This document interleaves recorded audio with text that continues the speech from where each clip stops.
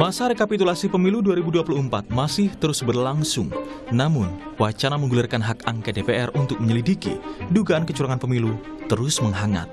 Calon Wakil Presiden Mahfud MD menyebut, Ketua Umum PDI Perjuangan Megawati Soekarnoputri terus mendorong hak angket DPR RI terkait pemilu 2024. Selain hak angket di DPR, Mahfud juga menyebut Megawati meminta proses hukum di Mahkamah Konstitusi disiapkan sebaik-baiknya.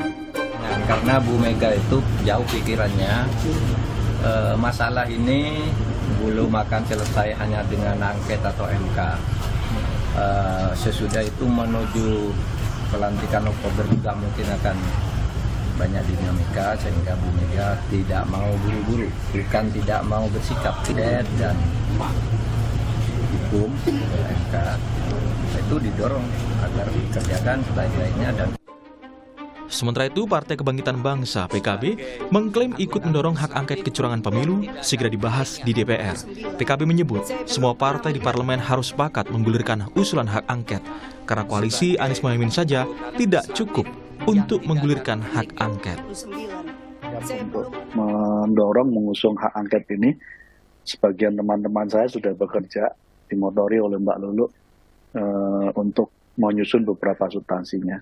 Dalam proses ini menjadi penting, kita belum ngomong substansi, belum ngomong apa, supaya memastikan misalnya teman-teman fraksi PDIP yang diinisiasi sebelumnya oleh Mas Ganjar, itu harus menjadi sikap resmi dari fraksi PDIP.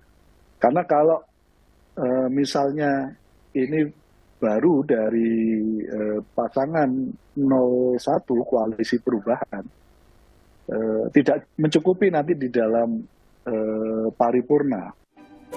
Berbeda dengan dua koalisi lainnya, Partai Gerindra menilai dugaan kecurangan pemilu 2024 seharusnya tidak diselesaikan lewat hak angket, melainkan rapat konsultasi DPR dengan penyelenggara pemilu. Untuk apa kemudian angket diselenggarakan untuk mempersangkakan sesuatu yang kita semua juga merasakan di lapangan, dan itu bisa dibicarakan atau diselesaikan dalam rapat-rapat konsultasi antara Bawaslu, KPU, DKPP dengan Dewan Perwakilan Rakyat. Berdasarkan Undang-Undang Nomor 17 Tahun 2014, ada sejumlah syarat pengajuan hak angket. Di antaranya, hak angket wajib diusulkan minimal 25 anggota DPR dan lebih dari satu fraksi. Pengusulan hak angket harus disertai dokumen yang memuat setidaknya materi kebijakan dan atau pelaksanaan undang-undang yang diselidiki dan alasan penyelidikan. Usulan hak angket diterima jika mendapatkan persetujuan dalam rapat paripurna DPR yang dihadiri lebih dari setengah jumlah anggota DPR. Keputusan hak angket diambil dari persetujuan lebih dari setengah jumlah anggota DPR yang hadir dalam sidang paripurna tersebut. Kini publik tinggal menunggu keputusan politik DPR.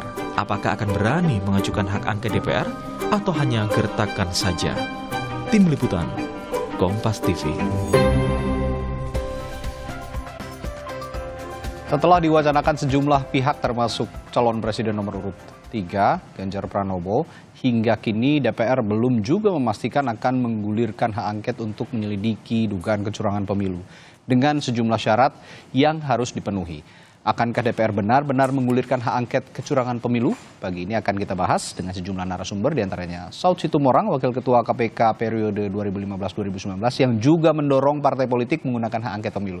Kemudian Andreas Hugo Pariera, politisi senior PDI Perjuangan, Viva Yoga Mawadi, Wakil Ketua Umum Partai Amanat Nasional, dan di studio setelah hadir analis politik sekaligus Direktur Eksekutif Skala Data Indonesia Arief Nurul Imam.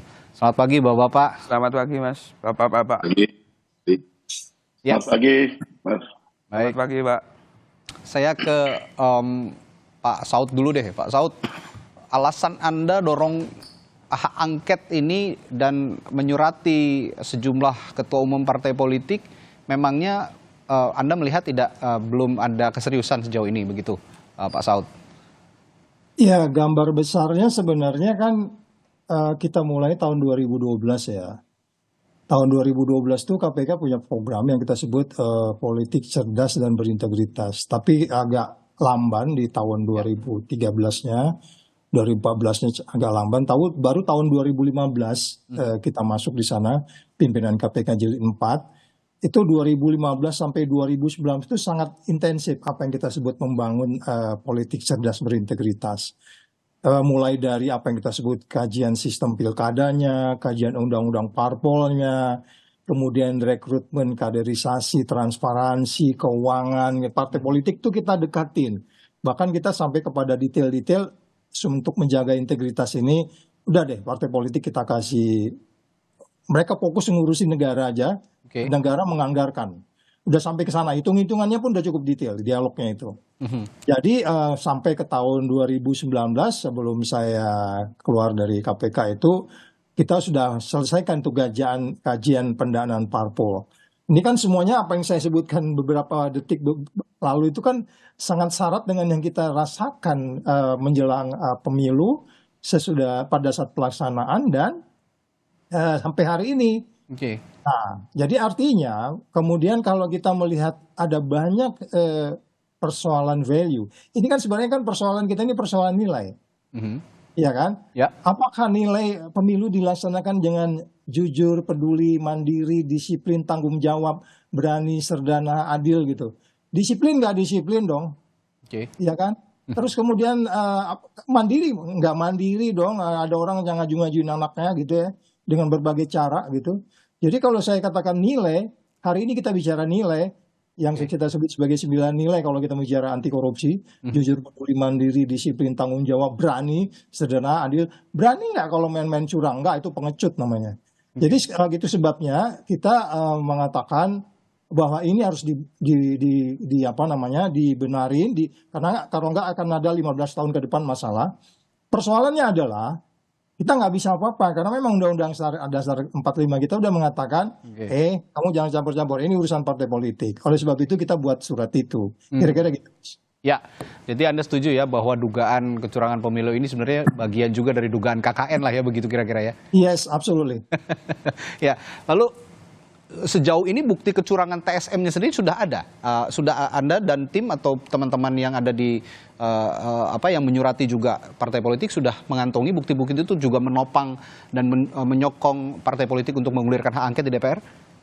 Ya, tentunya akan ada banyak fakta yang bisa dikemukakan. Apakah itu nanti itu dalam perspektif yang kita sebut sebagai nilai intelijennya, untuk kemudian itu menjadi bernilai material, ada beberapa.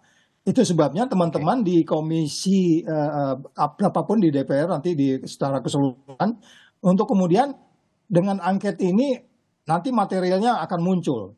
Karena kita akan manggil seseorang. Kalau kita dengar ada katakanlah seseorang yang sangat sistemik dari atas sampai ke bawah, kita mendengarnya, ya kan? Terus kemudian ada 2 bukti. Ini teman-teman di DPR sudah paham betul, mulai dari senturi untuk kemudian mereka bisa membawa kasus ini ke depan pengadilan bahkan. Oleh sebab itu kita berharap teman-teman di DPR yang bisa mengklarifikasi, memanggil bila perlu dengan paksa kalau dia nggak mau hadir, pihak-pihak yang kita duga memang memiliki bagian dari yang kita sebut sebagai TSM. Hampir di semua kementerian ada TSM, hampir di aparat keamanan juga ada TSM, which is itu yang harus kita clearkan. Jadi siapapun memimpin nanti 0201 atau 03 untuk kemudian, atau katakanlah ada koalisi apapun bentuknya nanti kita nggak ngerti, karena kecenderungan politik kita ini sangat cair. Betul. Tapi apapun ceritanya kita harus clearkan ini, ya supaya nggak terulang lagi. Itu di pemilu yang akan datang. Baik. Ya, saya ke Bung Andreas. Bung Andreas, kemarin saya menyimak pernyataannya Cawapres usungan partai Anda juga, Pak Mahfud MD, bahwa sempat berkomunikasi dengan Bu Mega sebagai Ketua Umum PDI Perjuangan, bahwa Bu Mega sangat mendorong sebenarnya untuk menggulirkan hak angket ini, tapi jangan terburu-buru. Ini artinya apa, Bung Andreas? Pertama saya mau menanggapi apa yang disampaikan oleh Bang Saud tadi. Silakan. Betul, persis apa yang disampaikan oleh Bang Saud sejak tahun 2014.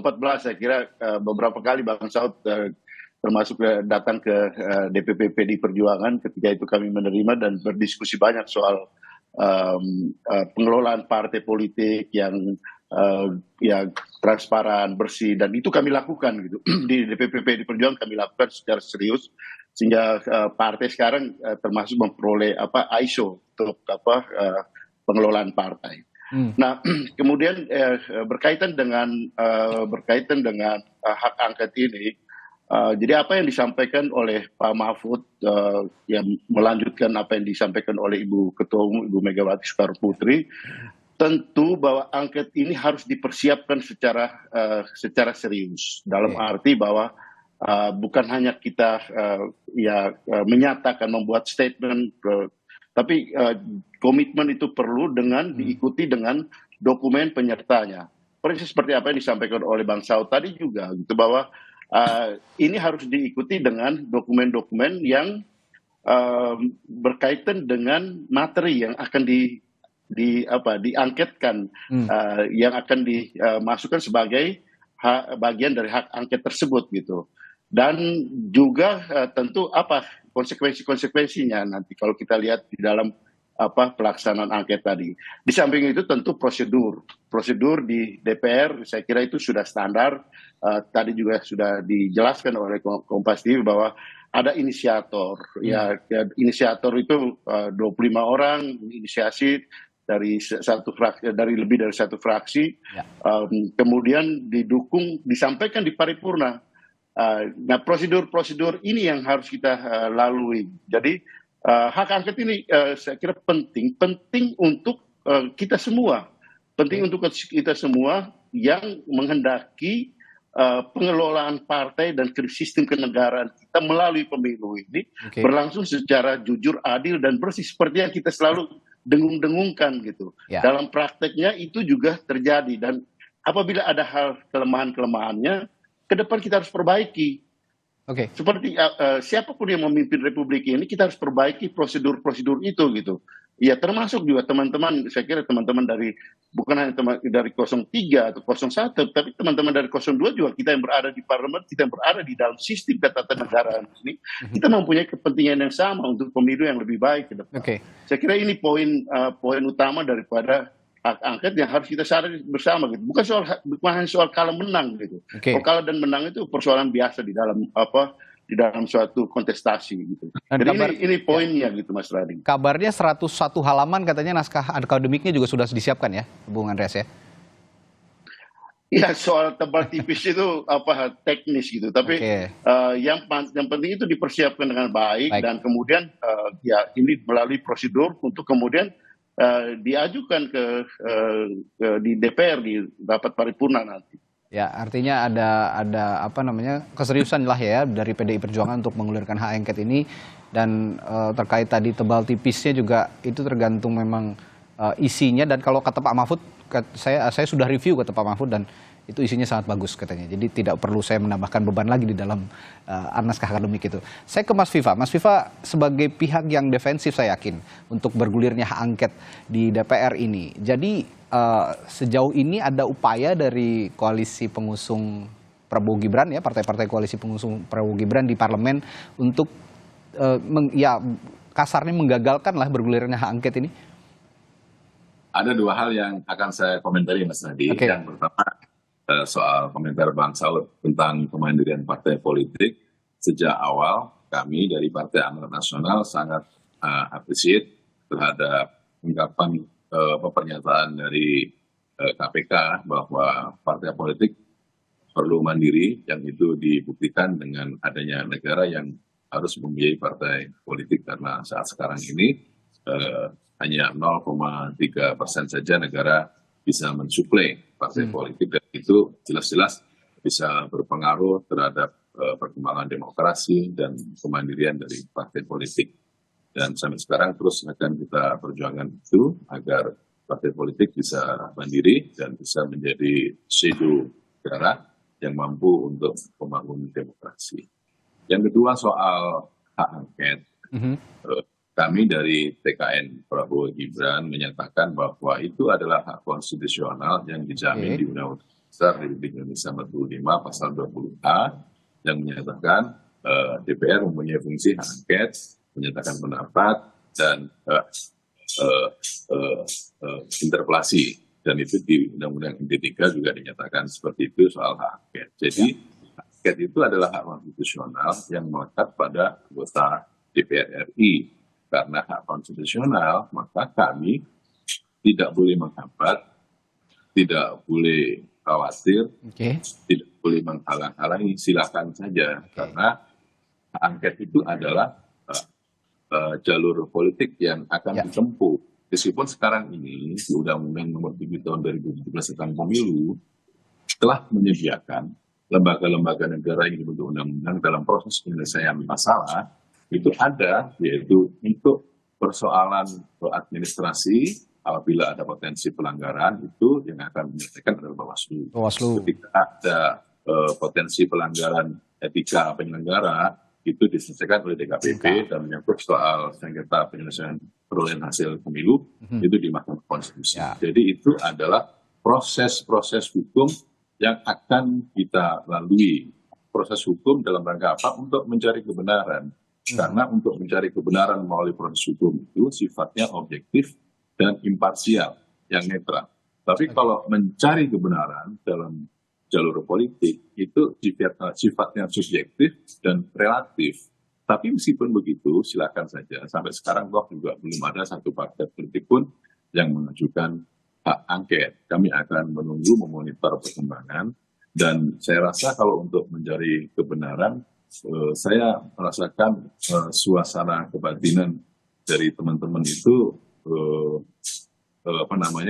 mungkin agak sedikit galau atau kemudian ada beberapa hal yang menyangkut soal proses rekapitulasi penghitungan suara belum selesai sampai hari ini. Dan ini menjadi pertimbangan kita yang harus kita selesaikan dahulu karena pemilu secara prosedural belum selesai karena kami semuanya menunggu penetapan hasil rapat pleno KPU berdasarkan manual, itulah yang akan menjadi dasar keputusan hukum tentang siapa yang terpilih di Pilpres. Apabila nanti ada gugatan ke Mahkamah Konstitusi, kami juga akan menunggu soal hasil keputusan Mahkamah Konstitusi. Jadi kami ini melangkah melalui proses hukum dalam rangka untuk mencari kebenaran yang objektif dan imparsial, dan itu tetap akan berdasarkan pada peraturan perundang-undangan yang artinya Partai Amanat Nasional mengarahkan semua ini kepada kanal hukum gitu ya. Untuk kanal politik ya memang itu hak masing-masing anggota DPR, tapi tidak akan ada proses untuk menghalangi itu, silakan saja karena itu hak juga konstitusional dari masing-masing anggota DPR. Tapi saya ke Mas Arief, kalau melihat hari-hari ini sepertinya publik menganggapnya begitu. Partai-partai politik yang ada di parlemen ini terkesan maju mundur begitu. Selain alasan tadi masih menunggu hasil penghitungan suara tanggal 20 Maret, Anda melihatnya ada alasan lain soal ini? Ya, kalau melihat wacana hak angket yang bergulir di tengah masyarakat maupun yang digulirkan oleh partai politik, terutama dari pendukung paslon 01 dan 03, memang publik akan membaca bahwa angket ini akan dibaca sebagai upaya keseriusan untuk melihat apakah terjadi kecurangan dalam pemilu 2024 kemarin. Upaya ini tentu patut kita apresiasi, namun demikian ada juga asumsi bahwa hak angket ini cuma digunakan sebagai bergen politik untuk menaikkan posisi tawar di hadapan kekuasaan hari ini maupun pemenang pemilu di 2024 kemarin. Kalau melihat konfigurasi di parlemen hari ini, sejatinya potensi hak angket ini untuk lancar di Senayan sebetulnya cukup potensial. Ada 308 kursi DPR RI, di mana itu lebih dari separuh dari koalisi 01 dan 03 bisa mengusung hak angket dan mengegulkan hak angket ini. Masalahnya, apakah kemudian partai politik baik dari pendukung 01 maupun 03 ini semua konsisten dalam mengusung hak angket? Bisa jadi potensi untuk masuk angin di tengah jalan juga cukup terbuka lebar. Itu yang menjadi kekhawatiran publik. Maka Pak Andreas, Pak Said Situmorang, publik harus mengawal partai politik mana yang konsisten dan serius terhadap hak angket ini. Jangan sampai kemudian hak angket sebagai bergen politik yang lagi-lagi kita dirugikan sebagai publik, Mas. Kalau dijadikan bargain politik, Anda melihat partai politik mana yang sekarang? Kalau saya sih melihat partainya Bung Andreas misalnya, ini cukup serius untuk menggulirkan hak angket. PDIP saya yakin serius. Kalau Anda arahnya partai politik mana yang menjadikan hak angket ini sebagai bargain politik di tengah isu bergulirnya hak angket di DPR? Ya, kalau kemarin di DPR kita lihat partai politik yang mewacanakan hak angket atau mengusulkan hak angket ada PDIP, PKB, dan PKS. Ya. Sisanya Nasdem dan P3 tidak menyuarakan tentang hak angket agar dibahas di DPR. Belum tegas begitu ya? Belum tegas, artinya ada potensi bahwa Nasdem dan P3 tidak akan konsisten mendukung hak angket ini. Ini yang dikhawatirkan jadi masuk angin. Saya minta komentar Pak Saud. Pak Saud, kalau memang jadi alat bargain, surat yang kemarin juga disurati oleh 50 tokoh masyarakat, ini apakah juga menguatkan, meyakinkan partai politik ini jangan sampai hak angket ini hanya jadi alat bargain gitu kira-kira? Ya, yang utama kan kita tegaskan di baris akhir dari surat yang kita ajukan itu kan adalah bagaimana kita menyelamatkan pemilu. Itu dulu gambar besarnya. At the end kemudian nanti terjadi pertemuan di kereta api, kita nggak bisa marah-marahin Pak Andreas Pereira juga kalau itu terjadi gitu loh. Ya kan, tapi ini persoalannya pertama, kita nggak mau ini terulang kembali. Soal nanti ada apapun ya, Anda orang boleh sebut masuk angin atau apapun namanya. Tapi yang pertama kita berharap, makanya kemarin kan saya di beberapa TV bilang with all due respect gitu ya, please Pak Ketua Ibu Ketua Pimpinan Partai, sudi apalah kiranya, kita kan begitu tuh sampai bahasanya ya, sudi apalah kiranya melaksanakan apa yang kita sebut dalam surat itu seperti hak angket untuk kemudian supaya kita bisa memastikan bahwa pemilu berjalan dengan baik untuk masa depan.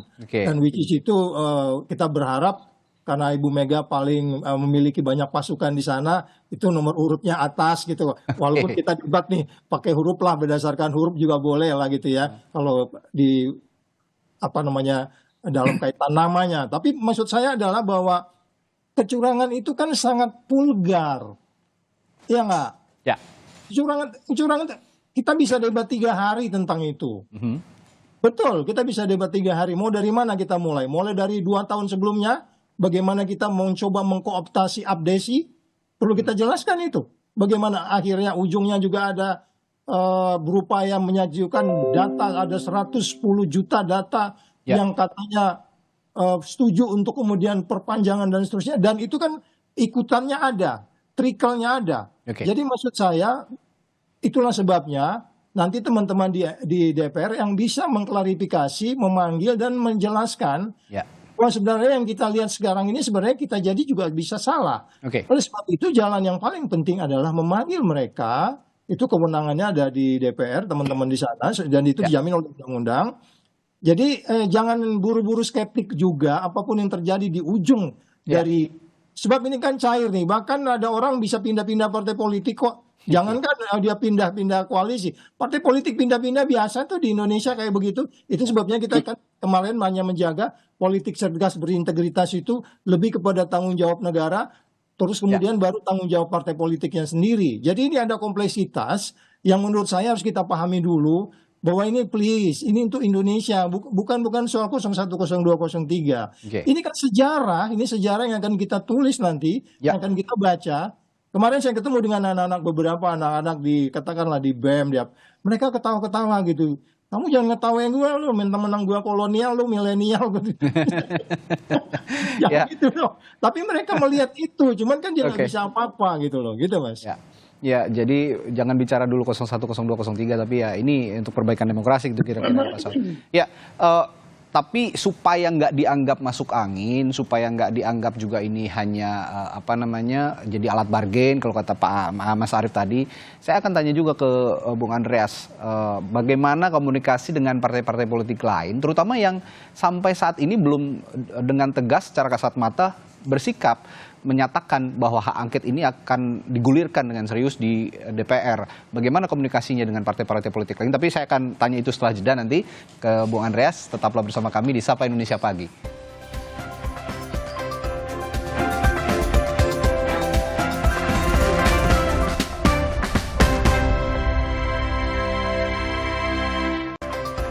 Ya, kalau tadi kata Pak Saud, singkirkan dulu pesimisme tentang bergulirnya hak angket ini, hanya dibilang nanti masuk angin atau tidak serius atau anggapan-anggapan lain. Tapi supaya tidak dibilang masuk angin, tidak serius begitu ya, saya akan tanya ke Bung Andreas, komunikasi PDI Perjuangan sejauh ini sebagai yang kita kenal sebagai inisiator dimulainya isu hak angket di DPR ini, bagaimana komunikasi dengan partai-partai politik lain, terutama yang belum tegas menyatakan bahwa angket ini perlu bergulir di DPR, Bung Andreas?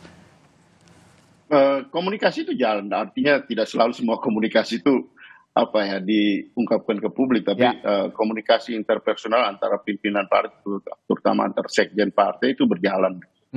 Nah, tapi saya ingin sampaikan juga bahwa hak angket ini kan hak yang tadi juga disinggung oleh Mas Viva Yoga bahwa ini hak DPR dan hak DPR ini adalah representasi dari hak dari publik, representasi dari masyarakat. DPR wakil rakyat. DPR wakil rakyat. Sehingga penting sekali, saya harus katakan penting sekali bahwa dukungan dari masyarakat itu penting, seperti yang disampaikan oleh Bung Saud tadi gitu. Bahwa dukungan dari masyarakat, bahwa masyarakat pun melihat bahwa ini penting. Penting untuk bukan soal siapa kalah siapa menang, tapi untuk bagaimana pelaksanaan pemilu kita ke depan nanti. Dan poin ini yang saya kira saya sangat apresiasi dari awal gitu, sejak Mas Ganjar menyampaikan wacana ini, saya melihat bahwa dukungan dari publik itu sangat penting untuk supaya bisa hak angket ini bisa berjalan gitu. Karena ini bukan dirasakan oleh kami sebagai pelaku di dalam pemilu ini gitu, tapi juga oleh publik yang merupakan stakeholder penting, dari stakeholder utama dari pelaksanaan pemilu ini gitu. Karena kalau kita bicara di mana tempatnya rakyat itu berdaulat, yaitu di pemilu, dan disitulah saya kira poin penting dari angket ini gitu. Kalau kita lihat bahwa angket ini ada kaitan atau berkaitan dengan poin utama adalah pelanggaran-pelanggaran di dalam indikasi-indikasi pelanggaran di dalam pelaksanaan pemilu gitu. Karena itu sangat erat kaitan dengan hak rakyat, yaitu rakyat yang berdaulat. Dan kami adalah pelaku-pelaku di dalam perjalanan proses pemilu ini. Kita lihat dari sebelum, pada hari H, dan pasca hari H yang sekarang masih berlangsung sampai sekarang. Baik. Lalu bagaimana respons Anda dengan anggapan tadi juga salah satunya dari Mas Arief, bahwa ada bargain politik, sebenarnya hak angket ini juga hanya dijadikan bargain politik oleh sejumlah atau sebagian partai politik yang terutama belum menyatakan sikap dengan tegas hingga hari ini? Ya namanya lembaga politik, bargain politik itu mungkin saja terjadi. Tapi saya menganggap bahwa apa yang disampaikan oleh Mas Arief itu sebagai sebagai vitamin yang untuk mendorong bahwa ini bisa terwujud gitu. Bahwa ini adalah challenge yang disampaikan oleh Mas Arief, itu adalah challenge untuk bahwa ini bisa berjalan. Bahwa bargainnya itu kemudian terjadi itu ya kita lihat nantilah setelah itu apa modus daripada bargain itu gitu. Tapi bahwa ini bisa dilakukan, saya kira ini satu hal yang penting untuk dilihat juga oleh masyarakat. Inilah bentuk akuntabilitas politik kita dari lembaga perwakilan rakyat terhadap masyarakat gitu.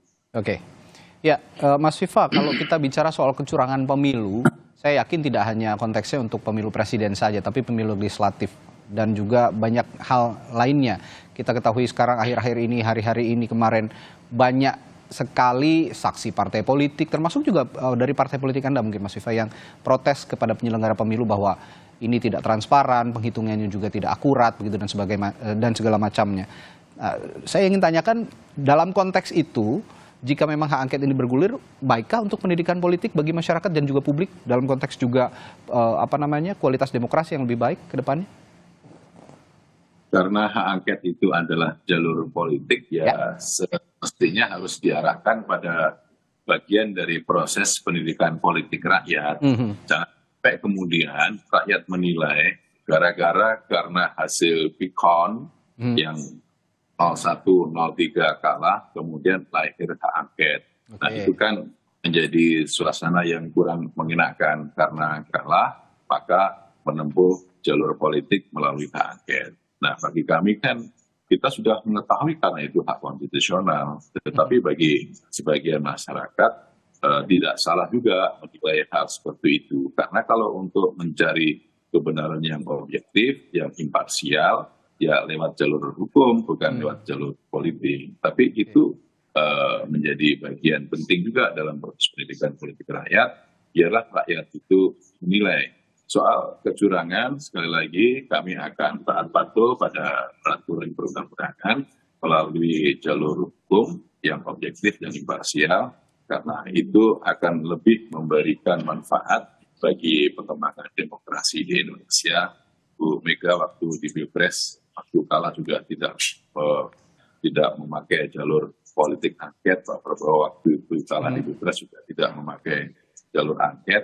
Jadi kita masih memonitor itu apakah hanya Pilpres saja, ataukah Pilpres dan Pileg, atau secara keseluruhannya kami belum tahu, karena ibaratnya semuanya masih menunggu PDI Perjuangan dari politik 01, PKB, Nasdem, PKS masih menunggu di mobil angkot, menunggu sopirnya Bang Andreas.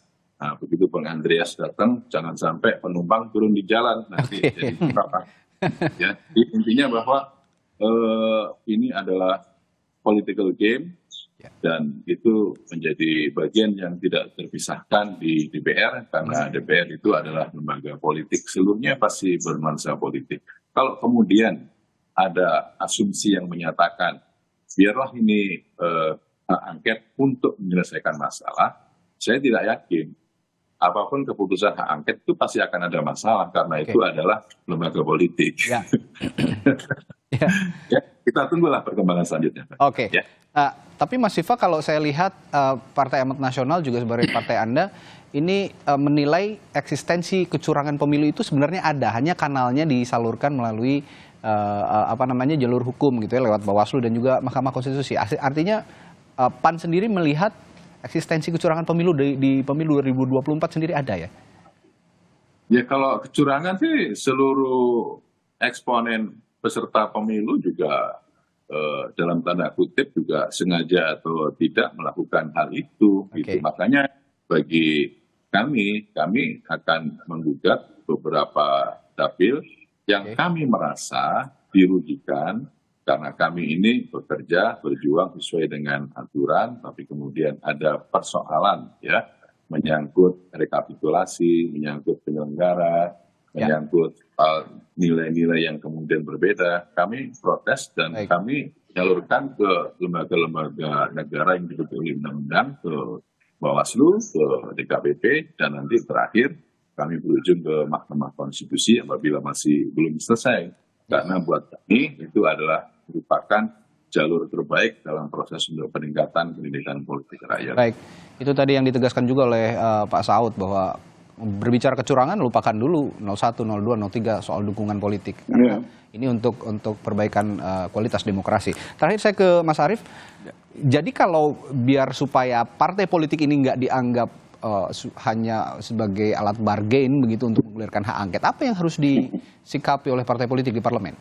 Ya, saya kira ketika hak angket ini muncul dan diinisiasi di parlemen, agar tidak menjadi tuduhan sekedar bargain politik, tentu hak angket ini perlu diwujudkan oleh partai pengusung, PDIP, Nasdem, PKB, PKS. Sesegera mungkin gitu? Sesegera mungkin, kalau kemudian tidak hanya sebagai gertak politik.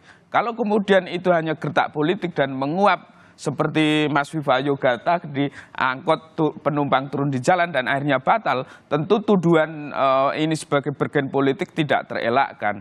Tetapi apapun hasilnya, hak angket ini sebagai hak politik yang bisa digunakan untuk mengurai atau menyelidiki dugaan kecurangan pemilu tentu sah-sah dan patut diapresiasi oleh publik, karena itu juga akan memberi edukasi dan pendidikan politik bagi bangsa dan negara ini. Oke, dalam konteks pendidikan politik, yang bisa diberikan dari hak angket yang disaksikan oleh publik nanti jika bergulir, apa yang bisa dipetik oleh publik dari hak angket ini? Saya kira ketika hak angket ini terjadi, proses hak angket akan digelar, tentu akan ada pihak-pihak yang dipanggil oleh DPR, dari penyelenggara pemilu, dari pihak-pihak yang dituduh melakukan kecurangan akan dipanggil DPR, dan kemudian kalau itu dibuka forum terbuka, tentu akan terjadi perdebatan dan bisa disimak oleh publik sejauh mana kecurangan itu terjadi, apakah sekedar tuduhan atau kemudian memang kecurangan itu benar-benar terjadi.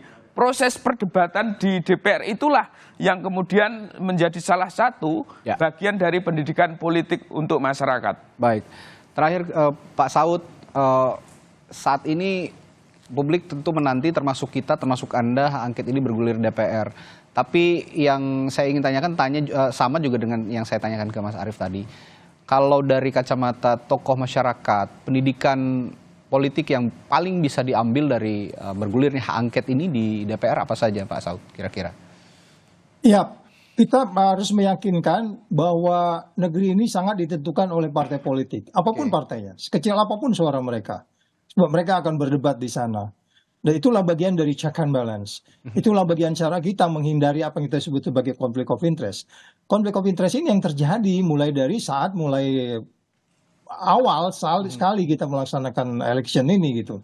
Jadi sekali lagi tempat untuk melakukan check and balance, mendismiss apa yang kita sebut sebagai konflik kepentingan tadi, itu kan sebenarnya tujuan utama dari angket ini. Karena bagaimanapun kalau kita mau melihat ke depan, apa yang kita ingin ciptakan dari politik yang berintegritas yang kita sudah impi-impikan sejak mulai 12 tahun yang lalu ya. Di mana juga Mas Viva tadi sudah menjelaskan mereka sudah berupaya menjaga partainya, bahkan PDIP sudah punya ISO. Kemudian mereka begitu seriusnya di partainya, di luaran dirusak. Kemudian kita diam, enggak dong, enggak boleh. Jadi kita harus sama-sama menjaganya. Nah tempatnya adalah, sekali lagi, kita hanya berharap di partai politik saat ini, apapun partainya. Untuk kemudian kita melihat, memberi edukasi kepada publik sesuai dengan pertanyaan tadi, oh iya Indonesia ternyata masih mempunyai marwah di dalam melaksanakan memilih pemimpin negaranya sehingga nggak didelegitimasi oleh masyarakat. Ini yang kita mau tegakkan, legitimasi dari presiden terpilih dan DPR-nya sendiri dan partai politiknya. Dan itu yang saya pikir yang paling supreme yang harus kita capai, gitu Mas. Baik, lalu yang kita bisa saksikan hari-hari ini adalah pendidikan politik yang juga berjalan di institusi penyelenggara pemilu. Ini yang harus juga punya punya concern bagaimana penyelenggara pemilu bisa menyelenggarakan saat ini penghitungan suara ya dengan transparan, karena akhir-akhir ini banyak sekali yang mempertanyakan bagaimana proses penghitungan suara yang tidak transparan oleh penyelenggara pemilu, ditambah pengawasannya juga yang kurang optimal dari Bawaslu. Ini yang juga harus kita dorong, sama-sama kita kawal, yang juga nanti kalau bergulir hak angket bisa juga sama-sama di challenge begitu ya, apakah sudah optimal pelaksanaan penyelenggaraan pemilu oleh institusi penyelenggara pemilu, KPU dan Bawaslu untuk menyelenggarakan pemilu 2024. Dan tentu saja untuk manfaatnya ke depan, menjaga kualitas demokrasi yang lebih baik. Terima kasih bincang-bincangnya pagi hari ini Pak Saud Situmorang, Wakil Ketua KPK periode 2015-2019, yang juga mendorong parpol menggunakan hak angket pemilu di DPR. Lalu Andreas Hugo Parera, politisi senior PDI Perjuangan, Mas Viva Yoga Mauladi, Wakil Ketua Umum Partai Amanat Nasional, dan studio analis politik sekaligus Direktur Eksekutif Skala Data Indonesia Arief Nurul Imam telah berbagi perspektifnya pagi hari ini. Terima kasih Bapak-Bapak, sehat selalu.